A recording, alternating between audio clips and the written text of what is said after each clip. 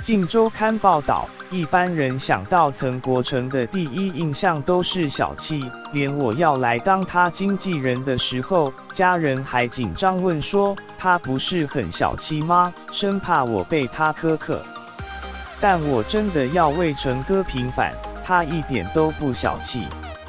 他只是对自己很节省，吃饭的剩菜一定是他负责扫光，也因此把身体都给养胖了。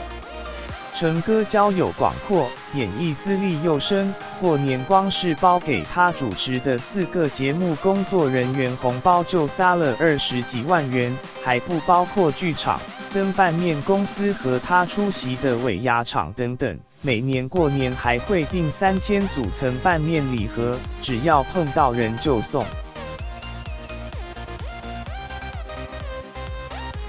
有次我们去台南演出舞台剧，成哥很喜欢吃当地的涮牛肉，特地跟朋友租了一辆游览车，演出结束后带着所有人去吃。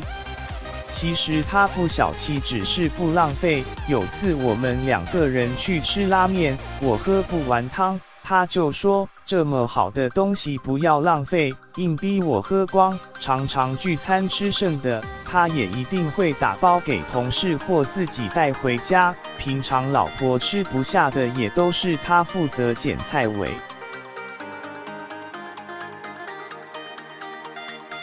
延伸阅读